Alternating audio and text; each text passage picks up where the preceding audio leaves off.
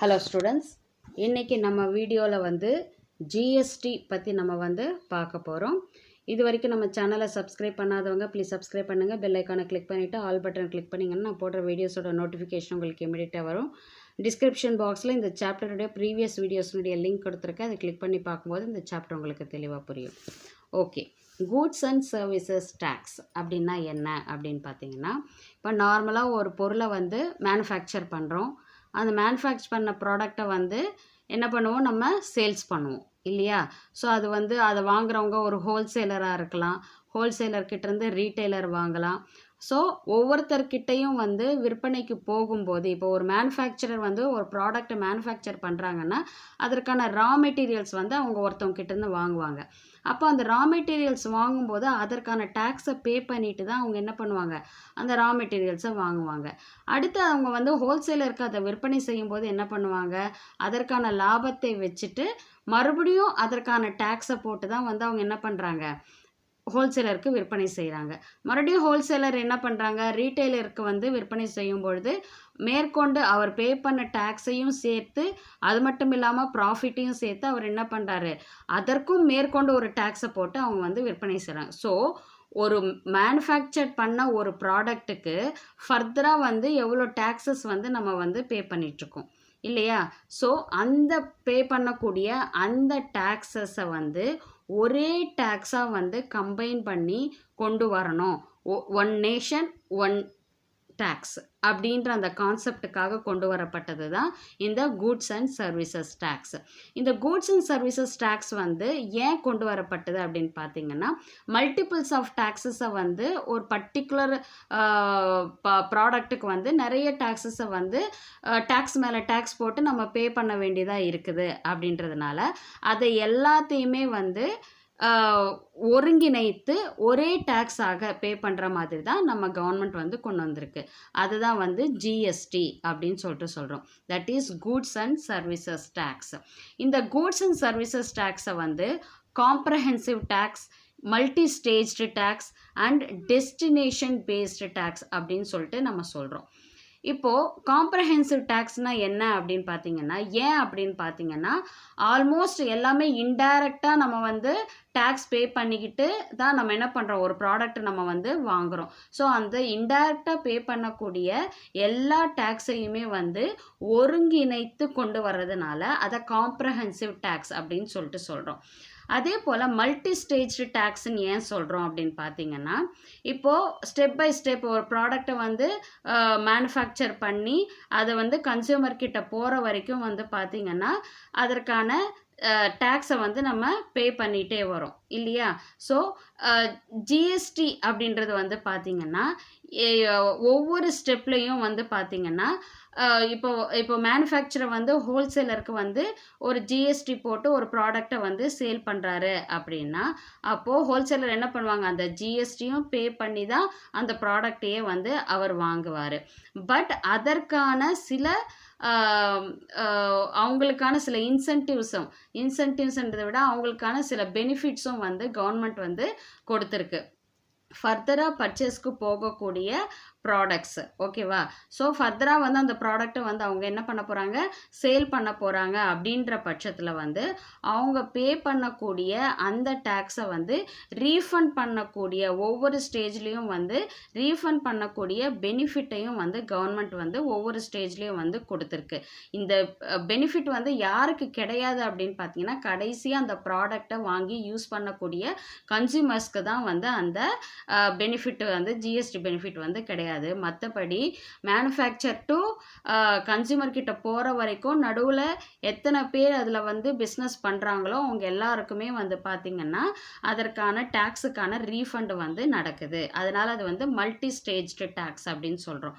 அடுத்தது destination based டேக்ஸ்ன்னு சொல்கிறோம். ஏன் டெஸ்டினேஷன் பேஸ்டு டேக்ஸ் அப்படின்னு பார்த்தீங்கன்னா, எல்லா டேக்ஸையும் வந்து கலவையாக வந்து ஒரே பர்டிகுலர் பர்சன் கிட்ட வந்து வாங்கப்படுது. அதாவது கன்சம்ஷனுக்காக இப்போ கஸ்டமர்ஸ் வந்து என்ன பண்ணுவாங்க, ஒரு பொருளை வாங்குறாங்க அப்படின்னா அவங்களுடைய யூஸுக்காக தான் வந்து அந்த ப்ராடக்டை வந்து அவங்க வாங்குவாங்க.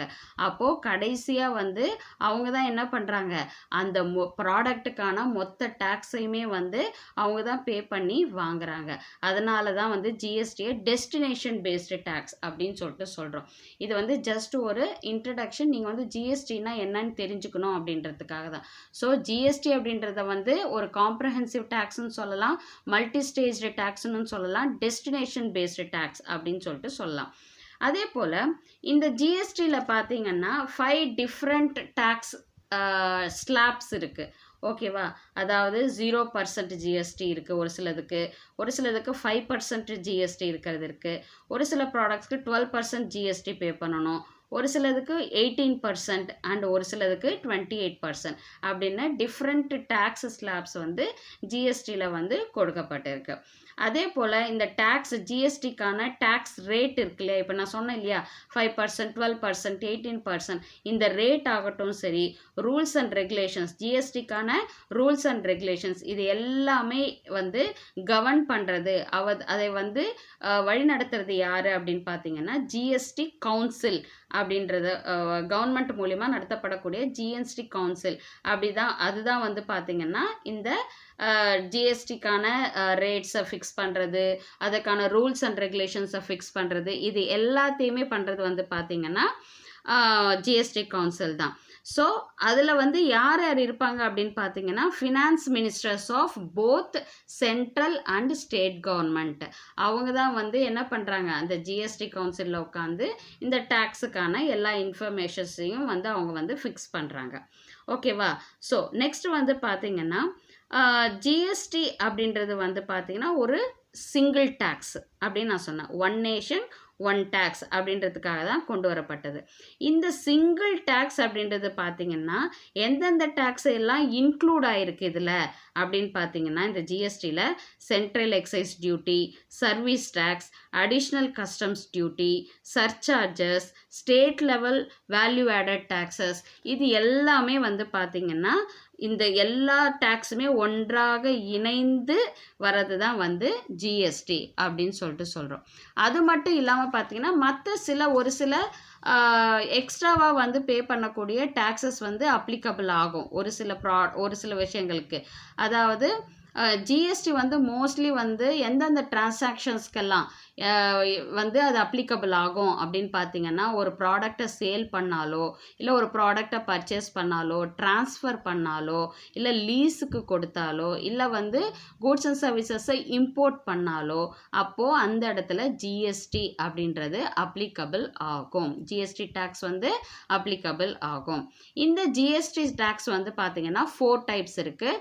தட் இஸ் சிஜிஎஸ்டி, அதாவது central goods and service tax, SGST அதாவது state goods and service tax, அடுத்தது IGST, I means integrated goods and service tax, அடுத்தது பார்த்தீங்கன்னா யூடிஜிஎஸ்டினா யூனியன் டெரிட்டரி, இப்போ பாண்டிச்சேரி இதெல்லாம் வந்து பார்த்தீங்கன்னா யூனியன் டெரிட்டரியில் வரக்கூடிய ஸ்டேட்ஸ் அதெல்லாம். ஸோ அதுதான் யூடிஜிஎஸ்டின்னு சொல்கிறோம். ஸோ அவங்களுக்குன்னு ஒரு தனி ஜிஎஸ்டியும் இருக்குது. ஸோ ஜிஎஸ்டியை வந்து 4 டைப்ஸ் இருக்குது. CGST, SGST, IGST and UTGST. ஓகேவா? அதே போல் பார்த்தீங்கன்னா இப்போது ஜிஎஸ்டி அப்படின்றது வந்து எதுன்னா சிஜிஎஸ்டி ப்ளஸ் எஸ்ஜிஎஸ்டி சேர்ந்தது தான் வந்து பார்த்திங்கன்னா காமன் ஜிஎஸ்டியாக நம்ம எடுத்துக்கிறோம். அதாவது ஒரு சிங்கிள் ஸ்டேட்டுக்குள்ளேயே வந்து ஒரு டிரான்சாக்ஷன் நடக்குது, ஒரு சிங்கிள் ஸ்டேட்டுக்குள்ளேயே வந்து டிரான்சாக்ஷன் நடக்குது அப்படின்னா அப்போ அதில் ஜிஎஸ்டி வந்து அப்ளிகபிள் ஆகும். இந்த ஜிஎஸ்டியை வந்து யார் யார் பிரிச்சுக்குவாங்க அப்படின்னு பார்த்தீங்கன்னா சென்ட்ரல் சிஜிஎஸ்டியும் எஸ்ஜிஎஸ்டியும் வந்து பிரிச்சுக்குவாங்க. இதுவே வந்து பார்த்திங்கன்னா டிரான்சாக்ஷன்ஸ் இன்டர்ஸ்டேட்னா என்னது, அதாவது இப்போ நம்ம கண்ட்ரிலேயே வந்து நிறைய ஸ்டேட்ஸ் இருக்குது. இப்போ தமிழ்நாடுலேருந்து இப்போ வந்து நார்த் சைடுக்கு வந்து நான் வந்து பொருளை வந்து நான் இம்போர்ட் பண்ணுறேன் அப்படின்னா எக்ஸ்போர்ட் பண்ணுறேன் அப்படின்னா அப்போது அதற்கான டேக்ஸை வந்து அதை தான் நம்ம என்னென்னு சொல்கிறோன்னா ஐஜிஎஸ்டி அப்படின்னு சொல்கிறோம். அதை தான் என்னென்னு சொல்கிறோம், ஐஜிஎஸ்டி சொல்கிறோம். So transaction within the state அப்படின்றத இன்ட்ரா ஸ்டேட் அப்படின்னு சொல்லுவோம். டிரான்சாக்ஷன் ஃப்ரம் ஸ்டேட் டு ஸ்டேட்டை வந்து இன்டர் ஸ்டேட் அப்படின்னு சொல்லிட்டு நம்ம சொல்லுவோம். ஓகேவா? ஸோ அதாவது இன்ட்ரா ஸ்டேட்குள்ளே இருக்கக்கூடிய டேக்ஸை வந்து சிஜிஎஸ்டி அண்டு எஸ்ஜிஎஸ்டி அப்படின்றது நம்ம காமனாக எடுத்துக்குவோம். இன்டர் ஸ்டேட் அது வந்து ஐஜிஎஸ்டி அப்படின்ற பேரில் அந்த இதை வந்து கலெக்ட் பண்ணுவாங்க. ஓகேவா? ஸோ அடுத்தது ஜிஎஸ்டி அப்படின்றதுனா உங்களுக்கு வந்து அது ஒரு கன்சப்ஷன் பேஸ்டு டேக்ஸ் தான் அது. இப்போ ஜிஎஸ்டி அப்படின்றத வந்து என்ன மாதிரி ப்ராடக்ட்டுக்கு வந்து கொடுக்கப்படும் அப்படின்னு பார்த்தீங்கன்னா கூட்ஸ், ஓகேவா, கன்சியூம் பண்ணக்கூடிய நம்ம உபயோகப்படுத்தக்கூடிய பொருளுக்கான டேக்ஸ் தான் வந்து நம்ம வந்து பே பண்ணுறோம். ஸோ அதுதான் ஜிஎஸ்டியை கன்சம்ஷன் பேஸ்டு டேக்ஸ்ன்னு சொல்லலாம், டெஸ்டினேஷன் பேஸ்டு டேக்ஸ்ன்னு சொல்லலான்றது ஆல்ரெடி நம்ம வந்து பார்த்தோம். ஸோ அடுத்தது வந்து பார்த்திங்கன்னா இந்த ஜிஎஸ்டி அப்படின்றத வந்து யார் பே பண்ணுவாங்க அப்படின்னா நான் சொன்னேன் ஃபைனல் கன்சியூமர். ஒவ்வொரு ஸ்டேஜ்லேயுமே வந்து மேனுஃபேக்சரர்லேருந்து ரீட்டெய்லர் வரைக்கும் ஒவ்வொருத்தருமே வந்து டேக்ஸ் வந்து பே பண்ணிகிட்டே தான் வருவாங்க. பட் ஒரு எக்ஸ்டென்ட்டில் அவங்க வந்து that is input credit limit அப்படின்னு ஒன்று இருக்குது, இன்புட் டேக்ஸ் கிரெடிட்னு ஒன்று இருக்குது. அதை நான் டீட்டெயிலாக எக்ஸ்பிளைன் பண்ணுறேன். அதன் மூலியமாக அவங்க என்ன பண்ணுறாங்கன்னா அவங்களுடைய டேக்ஸை வந்து அவங்க கிளைம் பண்ணி வாங்கிப்பாங்க. டோட்டலாக வந்து அந்த ப்ராடக்ட்டுக்கான டேக்ஸை பே பண்ணுறது வந்து கன்சியூமர் அப்படின்னு நான் சொல்லியிருக்கேன். ஸோ டேக்ஸஸ் வந்து யார் வந்து பே பண்ணுவாங்க அப்படின்னா ப்ராடக்டை ப்ரொடியூஸ் பண்ணுறாங்க பாருங்கள், அவங்க பே பண்ண மாட்டாங்க. அந்த ஸ்டேட்டில் வந்து பே பண்ண மாட்டாங்க. அந்த ப்ராடக்டை யார் கன்சியூம் பண்ணுறாங்களோ அந்த ஸ்டேட்டில் இருக்கவங்க தான் அந்த ஜிஎஸ்டியை வந்து பே பண்ணுவாங்க. இப்போ வந்து மேனுஃபேக்சரர் வந்து என்ன பண்ணுறாங்க, ப்ராடக்டை ப்ரொடியூஸ் பண்ணுறாங்க, ஜிஎஸ்டி வச்சு ப்ராடக்டை சேல் பண்ணுறாங்க. ஸோ அந்த ப்ராடக்டை வாங்கக்கூடிய அந்த ஹோல்சேலர் என்ன பண்ணுறாங்க, அவங்க பே பண்ண அந்த ஜிஎஸ்டியை அவங்க கவர்மெண்ட் கிட்டேருந்து என்ன பண்ணிடுறாங்க, அவங்க வந்து இன்புட் டேக்ஸ் கிரெடிட் அப்படின்ற ஒரு பெனிஃபிட் மூலிமா அவங்க வந்து அவங்க பே பண்ண அந்த டேக்ஸை வந்து கிளைம் பண்ணிடுறாங்க. பட் அடுத்து வந்து ரீட்டைலரும் என்ன பண்ணிடுறாரு, அதே மாதிரி இந்த இன்கம் டேக்ஸ் கிரெடிட் மூலிமா, இன்புட் டேக்ஸ் கிரெடிட் மூலிமா அவங்க என்ன பண்ணிடுறாங்க, அதற்கான கிளைமையும் அவங்களும் வாங்கிடுறாங்க. ஸோ கடைசியாக வந்து யார் தான் ஜிஎஸ்டி பே பண்ணுறாங்க மொத்தமாக அந்த ப்ராடக்ட்டுக்கு அப்படின்னு பார்த்தீங்கன்னா கன்சியூமர்ஸ் தான் பே பண்ணுறாங்க. ஸோ ப்ரொடக்ஷன் பண்ணுற இடத்துல அந்த ப்ராடக்ட்டுக்கான ஜிஎஸ்டி வந்து பே பண்ணப்படலை. யார் அந்த ப்ராடக்டை வந்து கன்சியூம் பண்ணுறாங்களோ, கடைசியாக ஃபர்தராக ஒரு பிஸ்னஸுக்கு போகாமல் அந்த ப்ராடக்டை வந்து கன்சியூம் பண்ணுறாங்களோ அவங்க தான் என்ன பண்ணுறாங்க, அந்த பர்டிகுலர் ப்ராடக்ட்டுக்கான அந்த ஜிஎஸ்டியை வந்து அவங்க பே பண்ணுறாங்க. ஓகேவா? இதுதான் வந்து ஜிஎஸ்டியோட கான்செப்ட். அடுத்தது ஜிஎஸ்டிஎன் ஒன்று இருக்குது, அதாவது goods and service tax network அப்படின்னு சொல்கிறோம். இது வந்து பார்த்திங்கன்னா ஒரு சாஃப்ட்வேர். ஓகேவா? இந்த சாஃப்ட்வேர் வந்து யாரால் டெவலப் பண்ணப்பட்டது அப்படின்னு பார்த்தீங்கன்னா இன்ஃபோசிஸ் டெக்னாலஜிஸ் வந்து டெவலப் பண்ணாங்க. இது யார் ஆக்சஸ் பண்ண முடியும், இந்த சாஃப்ட்வேரை வந்து யாரெல்லாம் ஆக்சஸ் பண்ண முடியும் அப்படின்னு பார்த்தீங்கன்னா ஸ்டாக் ஹோல்டர்ஸ், கவர்மெண்ட், இல்லை டேக்ஸ் பே பண்ணுறாங்க பாருங்கள், இவங்கெல்லாம் வந்து பார்த்திங்கன்னா இந்த ஜிஎஸ்டிஎன் அப்படின்ற ஒரு சாஃப்ட்வேர் மூலிமா ஜிஎஸ்டிக்கான எல்லா இன்ஃபர்மேஷன்ஸையும் ஒரு பர்டிகுலர் போர்ட்டல் மூலிமா எல்லா இன்ஃபர்மேஷன்ஸையும் அவங்க வந்து கலெக்ட் பண்ண முடியும், அதே மாதிரி டீட்டெயில்ஸை கொடுக்கவும் முடியும். ஓகேவா? ஸோ இந்த போர்ட்டல், இந்த ஜிஎஸ்டிஎன் போர்ட்டல் வந்து பார்த்திங்கன்னா டேக்ஸ் அத்தாரிட்டிஸ் வந்து ஈஸியாக வந்து ட்ராக் பண்ணுறதுக்கு, இப்போ ஜிஎஸ்டி பே பண்ணக்கூடிய ஒரு பிஸ்னஸ் அப்படின்னா அவங்க என்ன பண்ணுவாங்க, அந்த ஜிஎஸ்டி இதில் ரெஜிஸ்டர் பண்ணிடுவாங்க. ஓகேவா? ரெஜிஸ்டர்ட் பண்ண அந்த பிஸ்னஸ் மட்டும்தான் அந்த ஜிஎஸ்டிக்கான அந்த பெனிஃபிட்ஸ் எல்லாத்தையுமே அவங்க வந்து கிளைம் பண்ண முடியும். ஓகேவா? ஸோ அப்போது ஒவ்வொரு பிஸ்னஸ்லேயும் எவ்வளோ பிஸ்னஸ் நடக்குதுன்ற எல்லா இன்ஃபர்மேஷன்ஸும் வந்து பார்த்திங்கன்னா இந்த நெட்வொர்க் மூலிமா இந்த டேக்ஸ் அத்தாரிட்டிஸ் வந்து ட்ராக் பண்ணுறதுக்கு ஈஸியாக இருக்கும். அதுதான் வந்து நம்ம என்னன்னு சொல்கிறோம், ஜிஎஸ்டிஎன் அப்படின்னு சொல்லிட்டு சொல்கிறோம். ஓகே, இப்போது இந்த ஜிஎஸ்டி அப்படின்றது வந்து எப்படி ஒர்க் அவுட் ஆகுது அப்படின்றத நம்ம வந்து பார்க்கலாம். அதுக்கு முன்னாடி வந்து நான் இன்புட் டேக்ஸ் கிரெடிட் அப்படின்றதையும் நான் பற்றி சொன்னேன் நான். ஓகே, ஸோ இப்போ நான் டோட்டலாக மொத்தமாக சொன்னால் உங்களுக்கு கன்ஃபியூஸ் ஆகிடும். இப்போது இன்புட் டேக்ஸ் கிரெடிட் அப்படின்னா என்ன அப்படின்னா, ஜிஎஸ்டி மூலமாக பிஸ்னஸ் பண்ணக்கூடியவங்களுக்கு ஒரு பெனிஃபிட் கொடுக்கறது. ஓகேவா?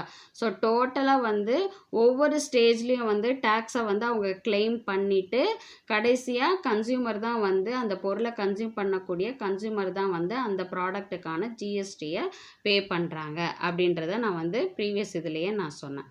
ஓகே, இந்த இன்புட் டேக்ஸ் கிரெடிட் அப்படின்றது வந்து பார்த்திங்கன்னா எவ்வளோக்கு எவ்வளோ ஒரு ப்ராடக்ட்டுக்கான வேல்யூ வந்து ஆட் ஆகுதோ அந்த வேல்யூ அடிஷனுக்கு வந்து என்ன ஆகும், டேக்ஸபிள் ஆகும்.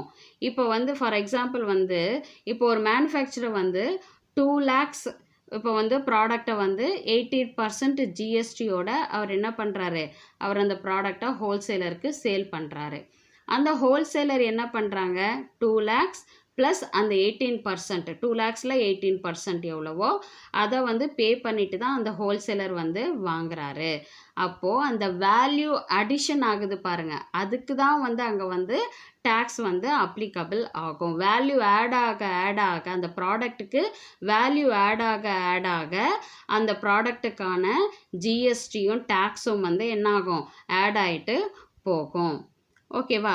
இப்போது இந்த இன்புட் டேக்ஸ் கிரெடிட் அப்படின்றது வந்து எப்போ எலிஜிபிள் ஆகும், எப்போ வந்து அந்த டேக்ஸ் அமௌண்ட்டை இவங்க கிளைம் பண்ணி வாங்கிக்கலாம் அப்படின்னு பார்த்தீங்கன்னா, இப்போது ஹோல்சேலர் வந்து அவருடைய பிஸ்னஸ்க்காக தான் மேனுஃபேக்சரர்கிட்டேருந்து வாங்குறாங்க. ஓகேவா? ஸோ அப்போது மேனுஃபேக்சரர் வந்து ஒரு பிஸ்னஸ் பர்பஸ்க்காக தான் அதை சேல் பண்ணியிருக்கிறாரு. ஸோ அவர் வந்து அவருக்கான டேக்ஸை வந்து ஜிஎஸ்டியை வந்து கிளைம் பண்ணிக்க முடியும். ஆனால் அவர் ஜிஎஸ்டியினுடைய மெம்பராக இருக்கணும். ஓகேவா? அடுத்தது ஹோல்சேலர் வந்து ஜிஎஸ்டி பே பண்ணி தான் வாங்கியிருக்கிறாரு. அப்போ ஜிஎஸ்டி பே பண்ணி வாங்கியிருக்கும் போது அப்போ அந்த ஹோல்சேலரும் என்ன பண்ண முடியும், அந்த கிளைம் பண்ணி அவரால் அந்த ஜிஎஸ்டி அமௌண்ட்டை கிளைம் பண்ணி வாங்க முடியும். இப்போ சப்போஸ் இது கடைசியில் எங்கே போகுது, கன்சியூமருக்கு போகுது. ஸோ பிஸ்னஸ் அப்படின்ற அந்த ப்ராசஸ் என்ன ஆகிடுது, அந்த செயின் வந்து கட் ஆகிடுது இல்லையா? ஸோ அந்த செயின் கட் ஆகும்போது எந்த இடத்துல கட் ஆகுது, கன்சியூமர் வந்து அந்த ப்ராடக்டை உபயோகிக்கவே போகிறாங்க. ஃபர்தராக அது ஃபர்தர் பிஸ்னஸ்க்கு வேறு யாருக்கும் விற்க போகிறதில்ல அப்படின்ற பட்சத்தில் அப்போ வந்து அந்த ஜிஎஸ்டியினுடைய பெனிஃபிட் வந்து அந்த இடத்துல கட் ஆகிடும். அதனால தான் கன்சியூமர்ஸ் வந்து டோட்டலாக அந்த பொருளுக்கான ஜிஎஸ்டியை பே பண்ணிவிட்டு அங்கே வாங்குறாங்க. ஸோ இன்புட் டேக்ஸ் கிரெடிட் அப்படின்றது வந்து யாருக்கு எலிஜிபிள் அப்படின்னு பார்த்தீங்கன்னா, if the goods and services வந்து ஃபர்தர் பிஸ்னஸ்க்காக யூஸ் பண்ணால் இன்புட் டேக்ஸ் கிரெடிட் வந்து எலிஜிபிளாக இருக்கும். இதுவே அவங்க பர்சனல் யூஸுக்கு அந்த பொருளை வாங்குறாங்க அப்படின்னா அப்போ இன்புட் டேக்ஸ் கிரெடிட் வந்து எலிஜிபிள் கிடையாது. அதற்கான ஜிஎஸ்டியை நம்ம பே பண்ணிட்டு தான் அந்த ப்ராடக்டை வந்து நம்ம வாங்கணும். ஸோ ஒவ்வொரு பையரும் வந்து பார்த்திங்கன்னா ஜிஎஸ்டி பே பண்ணிட்டு தான் வாங்குறாங்க. அப்போது அந்த பொருளை வாங்கும்போது அந்த பில்லில் அந்த இன்வாய்ஸில் வந்து இவ்வளோ டேக்ஸ் பே பண்ணி நான் இவ்வளோ அமௌண்ட் பே பண்ணி வாங்கியிருக்கேன், அந்த இன்வாய்ஸ் தான் வந்து பார்த்திங்கன்னா இந்த இடத்துல ஒரு எவிடன்ஸாக வந்து இருக்கும். ஸோ அந்த எவிடன்ஸை பேஸ் பண்ணி தான் அவங்க என்ன பண்ண முடியும், அவங்களுக்கான ஜிஎஸ்டியை கிளைம் பண்ணி வாங்க முடியும். ஸோ இன்புட் டேக்ஸ் கிரெடிட் அப்படின்றது வந்து ஒரு பர்டிகுலர் லிமிட்டேஷன் வரைக்கும் கவர்மெண்ட் வந்து பார்த்திங்கன்னா அவங்களுக்கான ஒரு சேஃபர் மெஷர்ஸை வந்து கொடுக்குது. ஓகேவா? ஸோ இவங்க என்ன பண்ண முடியும்னா அந்த ஜிஎஸ்டியை வந்து ஃபர்தர் சேல்ஸுக்கு போக போக அவங்க என்ன பண்ணலாம், அந்த ஜிஎஸ்டியை கிளைம் பண்ணிக்கிட்டே அவங்க வந்து வந்துடலாம். ஸோ மொத்தமாக அந்த டேக்ஸ் வந்து ஒரே டேக்ஸாக யாருக்கு போகுது அப்படின்னா கன்சியூமருக்கு தான் போகுது அப்படின்னு சொல்லிட்டு சொல்கிறாங்க. ஓகேவா?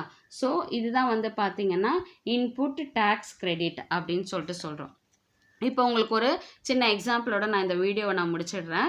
ஸோ ஜிஎஸ்டி வந்து எப்படி ஒர்க் அவுட் ஆகுது அப்படின்னு வந்து பார்த்திங்கன்னா, இப்போ ஒரு மேனுஃபேக்சரர் வந்து ஹோல்சேலருக்கு ப்ராடக்டை விற்கிறாரு. ஓகேவா? மேனுஃபேக்சர் வந்து ஹோல்சேலருக்கு 1 lakh மதிப்புள்ள ப்ராடக்டை அவர் வந்து வித் 18% ஜிஎஸ்டியோட அவர் அப்போ எவ்வளோ ஆச்சு? 18,000 ஜிஎஸ்டி, 1 lakh ப்ளஸ் 18,000 அவர் வந்து என்ன பண்ணுறாரு? இன்வாய்ஸ் ரெடி பண்ணி அவர் வந்து ஹோல்சேலருக்கு விற்கிறாரு. அப்போ அந்த ஹோல்சேலர் எவ்வளோ காசு கொடுத்து வாங்குவாங்க? 1 lakh வர்த்துள்ள ப்ராடக்டை ப்ளஸ் ஜிஎஸ்டி 18,000 சேர்த்து 1,18,000 அவர் வாங்கிட்டார். இது ஃபஸ்ட்டு ஸ்டேஜ். அடுத்த ஸ்டேஜில் ஹோல்சேலர் என்ன பண்ணுவாங்க? ரீட்டைலர்ஸ், சில்லறை வியாபாரம் செய்கிறவங்களுக்கு ப்ராடக்டை வந்து விற்கிறாங்க. அப்போது ஹோல்சேலர் என்ன பண்ணுவார்? அவருக்கான லாபத்தை அவர் வைக்கணும் இல்லையா? அப்போது 1,18,000க்கு வாங்கின பொருளை அவர் என்ன பண்ணுறாரு? 1,50,000க்கு 1,50,000க்கு அவர் விற்கிறாரு. அதுக்கும் அவர் என்ன பண்ணுறாரு? ஜிஎஸ்டி 18% போட்டு அதுக்கு ஜிஎஸ்டி எவ்வளோ வருது? 27,000 வருது. அப்போ ரீட்டைலர் வந்து ஹோல்சேலர்கிட்ட எவ்வளோக்கு வந்து அந்த ப்ராடக்டை வாங்குறாரு? 1,77,000க்கு அந்த ப்ராடக்டை வந்து வாங்குறாரு. ஓகேவா? இப்போ தான் இந்த இடத்துல இன்புட் டேக்ஸ் கிரெடிட் அப்படின்றது வந்து ஒர்க் அவுட் ஆகுது. ஸோ ஆல்ரெடி ஹோல்சேலர் வந்து என்ன பண்ணியிருக்கிறாரு? மேனுஃபேக்சரர்கிட்ட 18,000 ஜிஎஸ்டி பே பண்ணிட்டு தான் அந்த ப்ராடக்டை வாங்கியிருக்கிறாரு. ஆனால் ஃபர்தராக அவர் வந்து ரீட்டைலருக்கு அதை சேல் பண்ணிட்டாரா? அப்போது அவர் என்ன பண்ண முடியும் அப்படின்னா அதற்கான ஜிஎஸ்டியை கிளைம் பண்ணி இவரால் வாங்க முடியும். எதன் மூலிமா? இன்புட் டேக்ஸ் கிரெடிட் மூலிமா வாங்க முடியும். ஸோ அந்த இன்புட் டேக்ஸ் கிரெடிட் மூலிமா இந்த ஹோல்சேலர் என்ன பண்ணுறாரு? அந்த இன்வாய்ஸை வச்சு 18,000 வந்து அவர் கிளைம் பண்ணி வாங்கிடுறாரு. ஓகே, அடுத்தது வந்து பார்த்தீங்கன்னா இந்த சில்லறை வியாபாரி என்ன பண்ணுறாரு? கடைசியாக கன்சியூமருக்கு அந்த ப்ராடக்டை வித்துடுறாரு. ஸோ ஃபர்தராக பிஸ்னஸ் நடக்க வாய்ப்பே கிடையாது. கன்சியூமர் அந்த ப்ராடக்டை வாங்கி கன்சியூம் பண்ண போகிறாங்க. ஸோ ரீட்டைலர் என்ன பண்ணுறாரு? அவர் ஆல்ரெடி ஹோல்சேலர்கிட்ட 27,000 rupees ஜிஎஸ்டி பே பண்ணிட்டு தான் அவர் அந்த ப்ராடக்டை வந்து அவர் வாங்கியிருக்கிறாரு இல்லையா? ஸோ இந்த ரீட்டைலர் வந்து கன்சியூமருக்கு 2 lakhsக்கு அந்த பொருளை விற்கிறார். அவர் வந்து ஹோல்சேலர்கிட்டேருந்து 1,77,000க்கு வாங்கினாரு. ஆனால் கஸ்டமருக்கு எவ்வளோக்கு விற்கிறாரு? 2 lakhs rupeesக்கு அவர் வந்து ப்ராடக்டை விற்கிறாரு வித் 18% ஜிஎஸ்டியோட சேர்த்து. அப்போது ஒரு கஸ்டமர் வந்து 2 lakhs ப்ளஸ் ஒரு 36,000, 2,36,000க்கு அந்த ப்ராடக்டை வந்து அவங்க வாங்குறாங்க. ஓகேவா? ஸோ இந்த இடத்துல வந்து அந்த பிஸ்னஸ் வந்து எண்ட் ஆகிடுது. இப்போ ரீட்டைலர் வந்து ஆல்ரெடி அவர் வந்து என்ன பண்ணியிருக்காரு? ஜிஎஸ்டி பே பண்ணிட்டு தான் அவர் வாங்கியிருக்கிறாரு இல்லையா? ஸோ ஜிஎஸ்டி அவர் எவ்வளோ பே பண்ணியிருக்காரு? 27,000 பே பண்ணியிருக்கிறாரு. பட் ஆல்ரெடி அந்த ப்ராடக்ட்டுக்கு வந்து 18,000 வந்து யார் கிளைம் பண்ணிட்டது? ஹோல்சேலர் வந்து கிளைம் பண்ணிட்டாங்க. அப்போது ரீட்டைலர் வந்து 27,000 கிளைம் பண்ணலாம். பண்ணிட்டு இந்த 27,000 மைனஸ் 18,000 ஆல்ரெடி கிளைம் பண்ணது போக மிச்சம் 9,000 அவர் என்ன பண்ணணும்? கவர்மெண்ட்டுக்கு ரெமிட் பண்ணணும். ஏன் ரெமிட் பண்ணணும்னா இவர் பர்ச்சேஸ் பண்ணார் இல்லையா அந்த ப்ராடக்டை, அதற்கான ஜிஎஸ்டி பேலன்ஸ் அமௌண்ட்டை இவர் பே பண்ணுறாரு. ஓகே, இப்போது நெக்ஸ்ட் ஃபைனலாக வந்து என்ன ஆகுது? இப்போது ரீட்டைலர் வந்து என்ன பண்ணிடுறாரு? 9,000 கவர்மெண்ட்டுக்கு பே பண்ணிடுறாரு. ஆக மொத்தம் கன்சியூமர் தான் என்ன பண்ணுறாங்க? டோட்டல் அந்த ப்ராடக்ட்டுக்கான மொத்த டேக்ஸுமே ஜிஎஸ்டியுமே பே பண்ணி வாங்குறது இந்த final user of product consumer தான் வந்து இந்த ப்ராடக்டை வாங்குறாங்க. இதுதான் வந்து இப்படி தான் வந்து ஜிஎஸ்டி வந்து ஒர்க் ஆகுது. ஓகே, ஸோ இந்த ஜிஎஸ்டி அப்படின்றது என்ன அப்படின்றத எனக்கு ஒரு ப்ரீஃப் பிக்சர் நான் கொடுத்துருக்கேன் நான் நினைக்கிறேன். இதில் ஏதாவது உங்களுக்கு டவுட்ஸ் இருந்துச்சுன்னா கமெண்ட் செக்ஷனில் கமெண்ட் பண்ணுங்கள். உங்கள் டவுட்ஸை வந்து நான் கிளாரிஃபை பண்ணுறேன். ஸோ நெக்ஸ்ட்டு நம்ம புக்கில் இருக்கிறத வந்து நம்ம கொஞ்சம் டீட்டெயில்டாக நம்ம வந்து பார்க்கலாம். ஸோ நெக்ஸ்ட் வீடியோவில் நம்ம பார்க்கலாம். தேங்க்யூ.